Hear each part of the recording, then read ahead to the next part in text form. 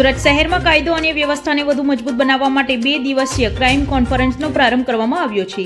આ મહત્વપૂર્ણ બેઠકનું આયોજન સાયન્સ સેન્ટર ખાતે કરવામાં આવ્યું છે, જે સિટી લાઇટ વિસ્તારમાં આવેલું છે. પોલીસ કમિશનરની અધ્યક્ષતામાં યોજાતી આ કોન્ફરન્સ 2 દિવસ સુધી ચાલશે. આ કોન્ફરન્સમાં સુરત સિટી પોલીસના તમામ ઉચ્ચ અધિકારીઓ, ડીસીપી, એસીપી, પીઆઈ, પીએસઆઈ અને કોન્સ્ટેબલ સહિત 200 થી વધુ અધિકારીઓ હાજર રહ્યા હતા. છેલ્લા 15 દિવસથી શહેર પોલીસ દ્વારા આ કોન્ફરન્સ માટે સઘન તૈયારી હાથ ધરવામાં આવી હતી. વિવિધ શાખાઓએ પોતાના વિસ્તારના ક્રાઇમ ડેટા, કામગીરી અને પડકારોને લઈને પ્રેઝન્ટેશન તૈયાર કર્યા છે. આગામી 5 વર્ષમાં શહેર સામે ઉભા થનારા કાયદો સુવ્યવસ્થાના પડકારોને ધ્યાનમાં રાખીને વ્યૂહરચના ઘડવાનો મુખ્ય હેતુ છે.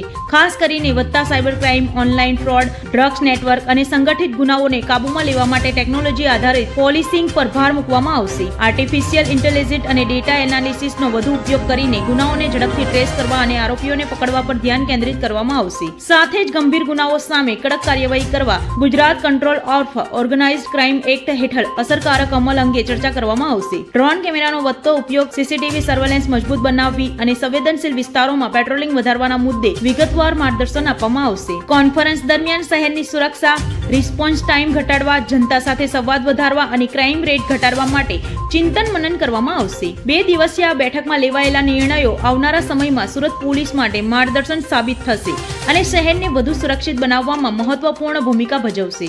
દિવ્ય સુરત ડિજિટલ ન્યૂઝ.